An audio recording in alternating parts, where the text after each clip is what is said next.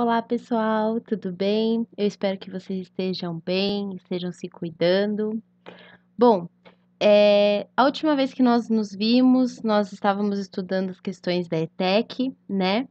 E uma das questões envolvia leis de Newton. Então, por causa disso, eu estou aqui hoje para falar para vocês um pouquinho sobre essas leis desse físico inglês, ok? Vamos lá? Bom, então, organizando o nosso estudo, nós vamos ver as 3 leis de Newton. A primeira lei, ela também recebe o nome de lei da inércia, e nós vamos entender por quê. A primeira lei diz o seguinte: todo corpo continua em seu estado de repouso ou de movimento uniforme em uma linha reta, a menos que seja forçado a mudar aquele estado por forças aplicadas sobre ele.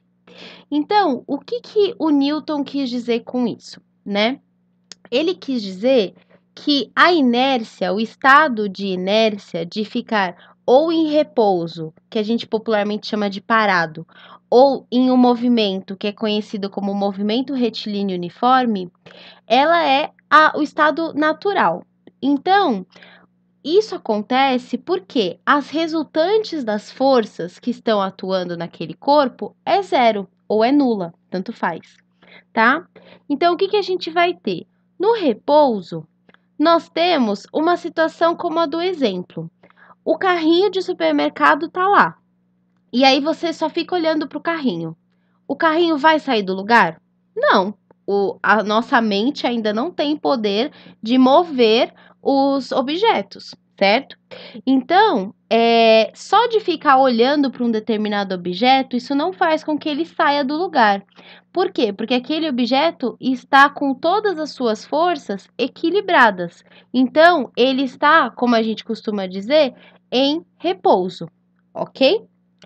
Agora, o movimento retilíneo uniforme, ele já vai ser um pouquinho diferente. Por quê?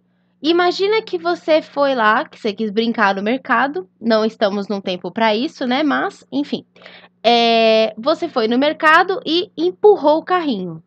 No momento em que você empurrou e sua mão deixou de ter contato com aquele carrinho, esse carrinho ele vai descrever um movimento de linha reta, ok? Vamos supor que ele vai descrever um movimento de linha reta com uma velocidade que vai ser constante se você desconsiderar que existem outras forças atuando sobre ele. Então, o melhor exemplo que a gente pode pensar para o movimento retilíneo uniforme seria o seguinte: imagina que você está no espaço, ok?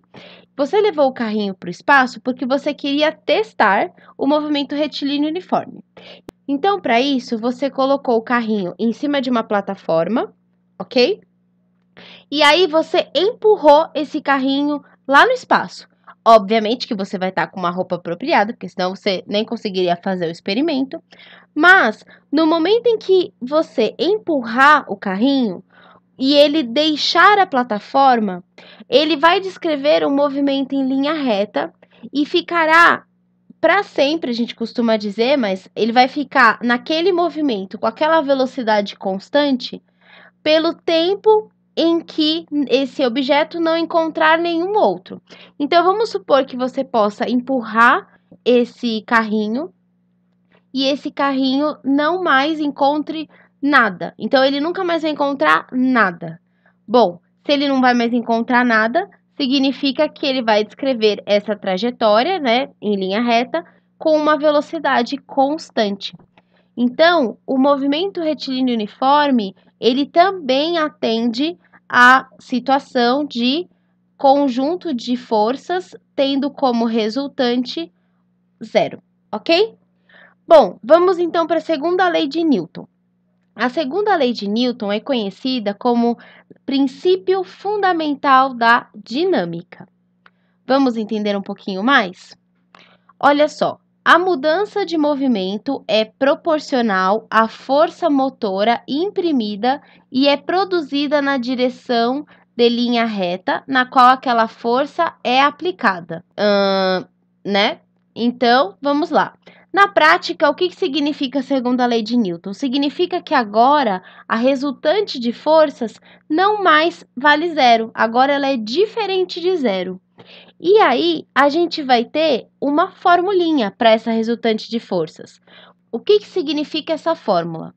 Bom, R é a resultante das forças e a unidade é Newton, N de Newton, ok? M é a massa dos objetos que você está estudando. E ela sempre deve ser colocada em quilogramas, tá? Então, se por acaso o exercício não colocou a massa em quilogramas, você tem que colocar em quilogramas, tudo bem? E o A é a aceleração, que deve ser dada em metros por segundo ao quadrado. Essa daí é mais comum de aparecer nessa unidade. Imagina que eu tenha um bloquinho qualquer, certo? Se eu estou vendo esse bloquinho, significa que ele tem uma massa. Se o bloquinho tem massa, então ele com certeza vai ter um peso. Por quê? Porque o peso, ele é uma força que tem a ver com a presença de uma massa próxima a outra massa. Como assim? Imagina que esse bloquinho aí, ele tá na sua mão agora, certo? Pode ser um cubo mágico, qualquer coisa que você esteja na mão agora, até seu celular, certo? E aí, você está aonde? Você está no planeta Terra, ok? Se você está no planeta Terra, significa que a massa do planeta está criando um campo gravitacional ao redor de tudo que está na Terra, inclusive do tal bloquinho, ok? Então, o que a gente vai ter? A força-peso, obrigatoriamente. A gente costuma dizer que se existe massa, existe peso. Esse peso pode variar dependendo de onde o corpo estiver, mas ele sempre vai existir quando tiver massa, ok? Vamos supor agora que você pegue esse bloquinho e apoie em cima de uma mesa. Quando você colocar o bloquinho em cima da mesa, esse bloquinho vai empurrar a mesa para baixo. E a mesa vai empurrar o bloquinho para cima. Então, para as forças de empurrão, a gente costuma dar o nome de força normal, que é representada pela letra N. Tudo bem? Agora imagina que eu venha e empurre esse bloquinho para a direita, certo? Então, eu aplique uma força empurrando o bloquinho para a direita. O que eu vou ter que analisar, então, nesse sistema de forças? Eu vou ter que analisar para onde vai ter movimento. Então, percebam que eu tenho três forças nesse exemplo. Eu tenho o peso, que é vertical para baixo. Por que é vertical para baixo? Porque ele aponta para o centro da Terra, tá? Então, vertical para baixo. Eu tenho a normal, e a normal ela vai ser sempre oposta aonde está tendo o empurrão. Então, no momento em que eu coloquei o bloquinho e ele começou a empurrar a mesa para baixo, a mesa o empurra para cima. Por isso que essa força, neste caso, é vertical para cima. Agora, eu não falei que eu fui lá e empurrei o bloquinho? Então, quando eu fiz esse tipo de movimento, a minha força foi na horizontal. E nesse caso, eu empurrei no lado esquerdo, querendo que o bloquinho fosse para a direita.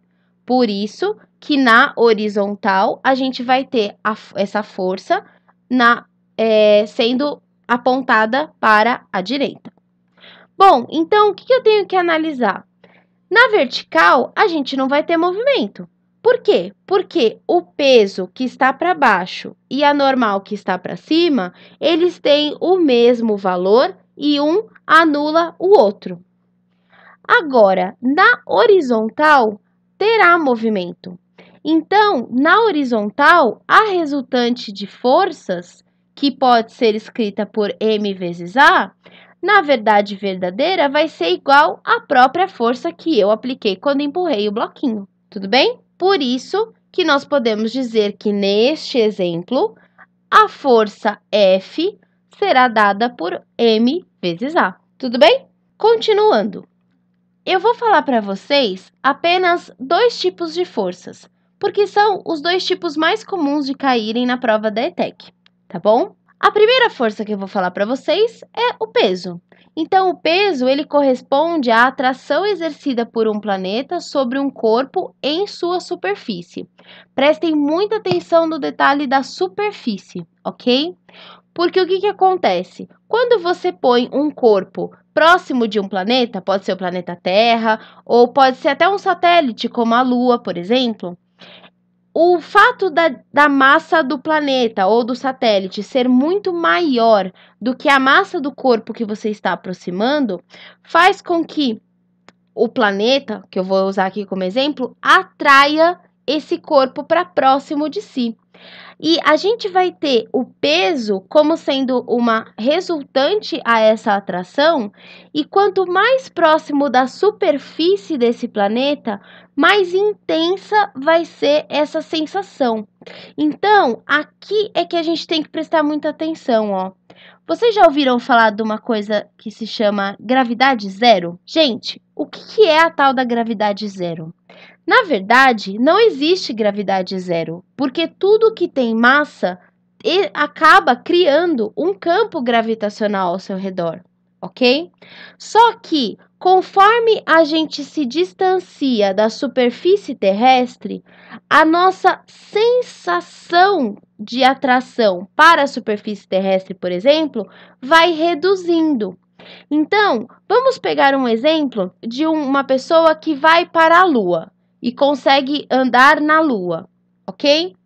No caso da pessoa que está indo para a Lua, quando ela pousa na Lua, ela está na superfície lunar. A Lua, ela tem uma massa menor do que a Terra.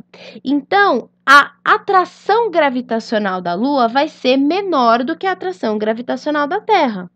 Por causa disso, a gente tem aquelas imagens do ser humano andando lentamente, quase que parece câmera lenta, né? Na Lua.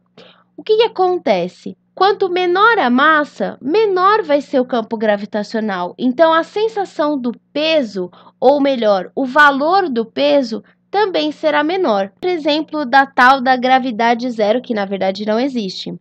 Quando a gente observa astronautas dentro da espaçonave no espaço, e eles mandam as imagens e a gente vê que ele está flutuando e tudo mais. Por que a gente observa esse fato? Porque a espaçonave ela está muito distante da superfície terrestre. Por estar muito distante, a atração gravitacional da Terra ela vai ser menor quando comparada com a superfície terrestre. Então, o astronauta consegue ficar naquela situação de estar mergulhado num mar de ar, ok? Agora, como que a gente faz para saber realmente, de verdade, que não existe gravidade zero? É simples. Imagina que você está lá na Lua, ok?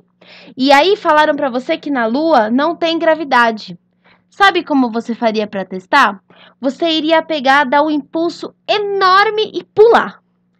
Se não houvesse gravidade, você nunca mais voltava, porque você ia pular e sumir no espaço. Então, como a gente tem registros de pessoas que já estiveram na Lua e elas voltaram para a Terra, significa que existe gravidade na Lua, sim. Bom, então a gente pode chegar à conclusão de que o peso ele tem uma fórmula, né?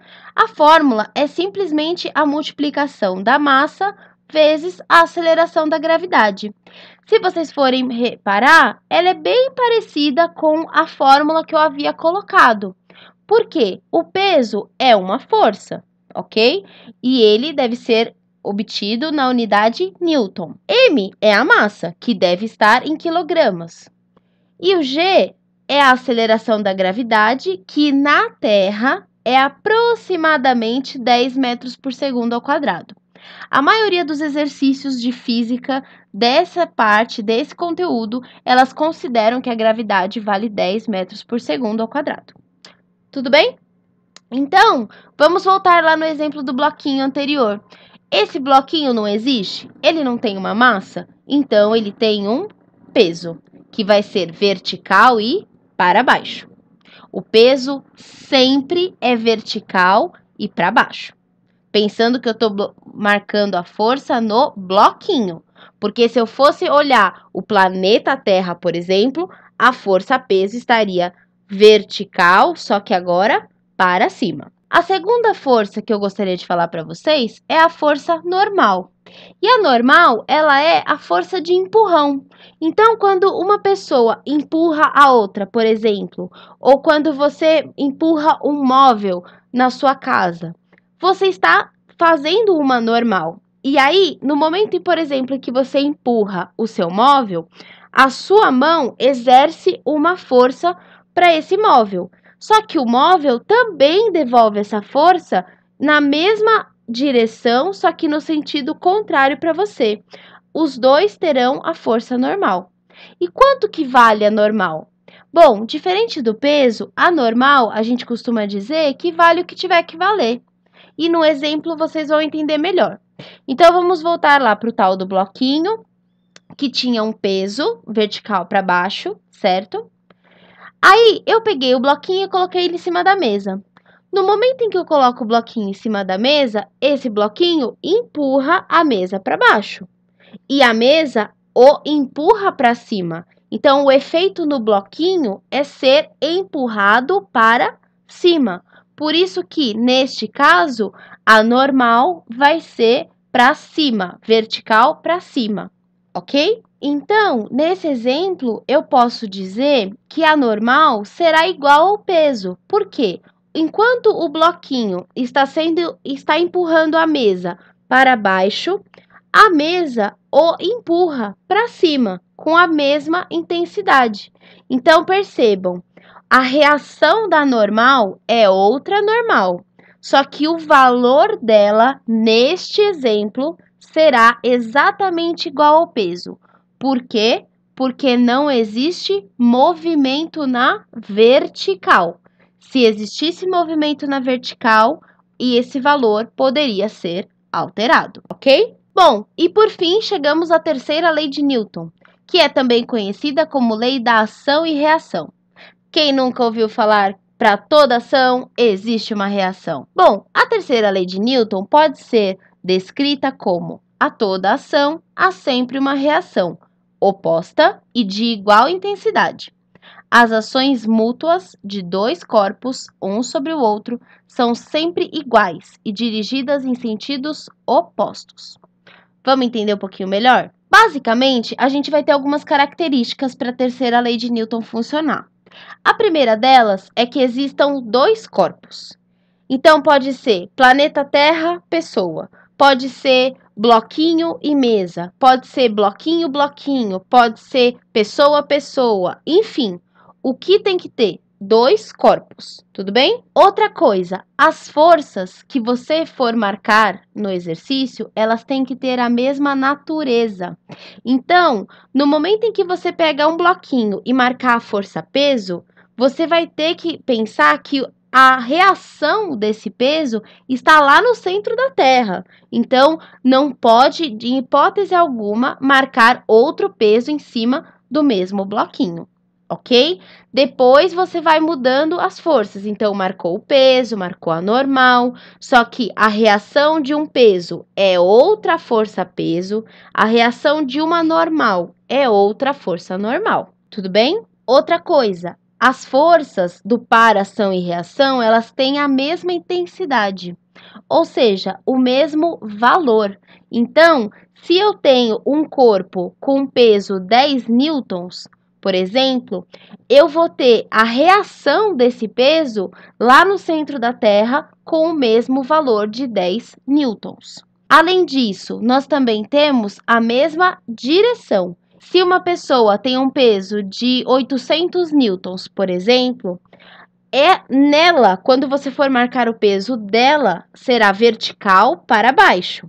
Agora, se eu for pensar no planeta Terra, terá o mesmo peso, só que agora ele vai ser vertical para cima. Por isso que a gente diz que o par, ação e reação tem sentidos opostos. Tudo bem?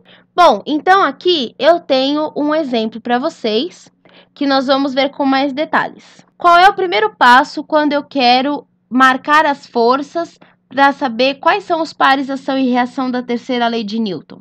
O primeiro passo é separar os bloquinhos. Então, nesse caso, me interessam as forças que estão no bloquinho 1 e no bloquinho 2. Então, eu separo um bloquinho do outro. Eu, particularmente, sempre começo a marcar as forças pela força peso.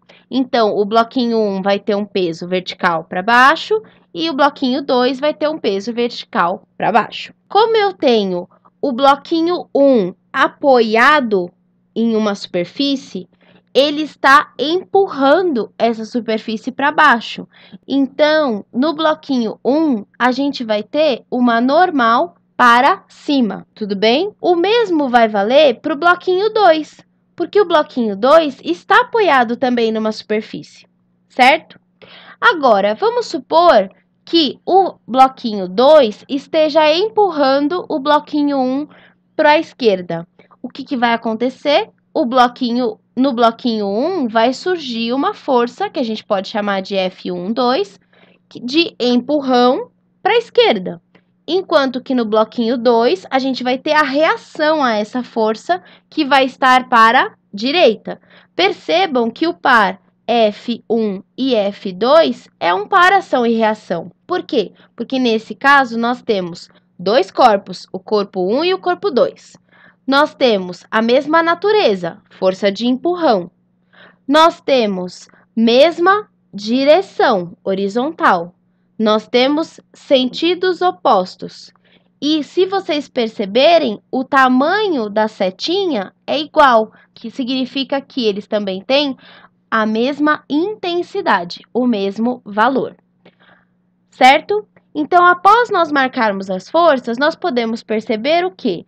Que na vertical, o corpinho estaria em repouso. Por quê? Porque o peso que é vertical para baixo, ele está se anulando com a normal, que é vertical para cima. Enquanto que na horizontal é que poderiam acontecer movimentos, dado que as forças estão acontecendo também na horizontal e que essas forças não estão equilibradas. Então, na horizontal, a gente tem uma resultante de forças. Tudo bem? Vamos ver um exemplo. Dois blocos, A e B, mostrados na figura abaixo, e de massas iguais a 2 kg e 3 kg, respectivamente, encostados um no outro, são movidos para a direita pela ação de uma força de 15 newtons sobre o bloco A. Determine a aceleração dos blocos e a intensidade da força que o corpo A faz sobre o corpo B. Então, para resolver os exercícios, nós vamos ter que adotar alguns passos. É como se fosse uma receita, ok? O primeiro passo é separar os bloquinhos. O segundo passo é marcar as forças, peso, normal. O terceiro passo é determinar o sentido do movimento, quando ele existir, ok? E o quarto passo é calcular a resultante das forças. Então, vamos dar uma olhadinha. Bom, eu tenho lá o bloquinho. Então, a primeira coisa que eu vou fazer vai ser separar os dois para que eu possa marcar as forças. Primeira força que eu vou marcar é a força peso, tanto no A quanto no B, porque se tem massa, tem peso. Depois, eu vou marcar a normal, porque o A está empurrando o chão ou a superfície qualquer para baixo, enquanto que a superfície empurra o A para cima. O mesmo vale para o bloco B. Mas o exercício disse que no A está sendo aplicada uma força que o está empurrando para a direita. Então, eu vou marcar essa força que está sendo exercida apenas no bloco A. Bom, o que acontece? Conforme no bloco A a gente tem uma força sendo exercida, se esse bloco A aqui está encostado em outro, ele começa a empurrar esse outro também. Então, a gente vai dizer que existe uma força do A empurrando o B. Só que se no B ele sente uma força de ser empurrado, ele não sente essa força simplesmente sem ter nenhum efeito. Ele também vai exercer uma resposta, uma reação a essa força no bloco A. Então, enquanto o B é empurrado para a direita, o A vai ser empurrado para a esquerda. Bom, então na horizontal a gente tem movimento. E na vertical, os bloquinhos estão em repouso. Como que eu sei que eles estão em repouso? Porque no enunciado não foi falado nada de um corpo subindo, um corpo descendo, não foi falado de um corpo sendo jogado, de um corpo caindo, ok? Ele falou apenas que um corpo foi empurrado para a direita. Se o corpo foi empurrado para a direita, significa o quê? Que o movimento está acontecendo na horizontal. Bom, então agora o que nós vamos ver? Vamos olhar o que nós temos de informação de cada um dos bloquinhos, para poder achar a resultante das forças e achar a aceleração. Bom, no bloco A, ele me disse que a massa do bloco A é de 2 kg. Na vertical, a gente tem que o peso do A vai ser 2 vezes 10, porque lembra que eu falei que a aceleração da gravidade é 10 metros por segundo ao quadrado? Então, na vertical, a gente tem que o peso é igual a 20 newtons. Neste caso, as forças estão equilibradas, então a normal vai ser igual ao peso. Então, a normal também será de 20 newtons. Na horizontal, eu vou ter uma resultante de forças. E como que eu calculo essa resultante? É simples, eu pego a massa do corpo que eu estou olhando, que no caso é a massa do corpo A, e multiplico pela aceleração. Bom, mas a resultante de forças é vista na horizontal neste caso. Se o bloquinho está se movendo para a direita, significa que a força F está ganhando, mesmo que a força FAB esteja tentando atrasá-lo. Então, a gente vai ter a força F sendo maior do que a força B. Então, a gente sempre coloca a força maior menos a força menor. Por que menos? Porque uma está indo para um lado e a outra está indo para o outro, ok? Se eu tivesse duas forças indo para o mesmo lado, eu teria que somar essas duas forças. Não é o caso aqui. No bloco B, eu tenho que a massa dele é de 3 kg. Na vertical, a gente tem também que o peso dele vai ser 3 vezes 10, dando 30 newtons. Mesma coisa, como não tem movimento na vertical, a gente pode entender que o peso vai ser igual a normal. Então, também vai valer 30 newtons. Agora, na horizontal, haverá sim um movimento. E a resultante, ela é calculada pela massa vezes a aceleração. Só que, neste caso, a massa é a do corpo B, porque eu estou olhando para o corpo B, ok? Além disso, a gente tem que a única força que está fazendo esse movimento acontecer é a força FAB.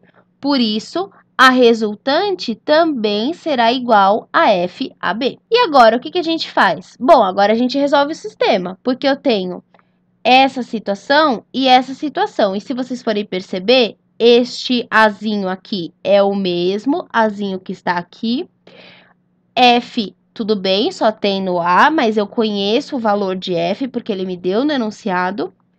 FAB e FAB são a mesma coisa. Então, o que eu posso fazer? Primeira coisa, eu posso pegar no lugar desse R aqui e substituir por F menos FAB. O que acontece? F, eu sei que vale 15. E o FAB é uma das minhas perguntas, a aceleração vai ser a outra. O 2 veio da massa do A. No bloco B, a gente vai ter que a força FAB é igual à resultante. Só que a força FAB, então, ela pode vir aqui no lugar desse R.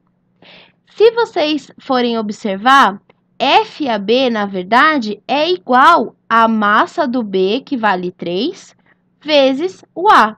Então, no lugar desse FAB aqui, eu posso colocar 3A. Agora ficou fácil, agora eu consigo descobrir quanto vale o A. Por quê? Menos 3A está desse lado, vai passar para o outro lado. Se ele está menos, quando ele muda de lado, ele paga uma taxa, então ele passa a ser mais. Se vocês somarem, vai dar 3 mais 2, 5A, igual a 15. Portanto, eu tenho 5As dando 15. Como que eu faço para resolver aqui? Esse 5, quando ele está do lado de uma letra, ele está multiplicando. Então, para ele passar para o outro lado, ele vai trocar e fazer a operação inversa. Se ele está multiplicando, ele passa dividindo. Se ele está dividindo, ele passa multiplicando. Se ele está somando, ele passa subtraindo. Se ele está subtraindo, ele passa somando. É sempre assim. Mudou um número de lado, mudou uma letra de lado do sinal de igual, você sempre vai fazer a operação contrária. Então, a gente tem que a aceleração neste caso é de 3 metros por segundo ao quadrado. Bom, e agora? O que eu tenho que fazer? Agora, eu vou tentar descobrir qual é a força FAB, para poder finalizar o exercício. Se a força FAB é dada pela massa do B vezes a aceleração, e agora eu tenho a aceleração, eu posso trocar o A pelo valor que eu encontrei. Então, a força FAB nada mais vai ser do que 3 vezes 3. Então, a força FAB deu 9 newtons, ok? Tudo bem? Bom, pessoal, eu espero que tenha dado para entender um pouco melhor as leis de Newton, certo? Continue em casa, se cuidando. Ah, e se você gostou desse vídeo, dá um curtir aqui embaixo e se inscreve no meu canal, tá bom? Beijo para vocês. Tchau, tchau!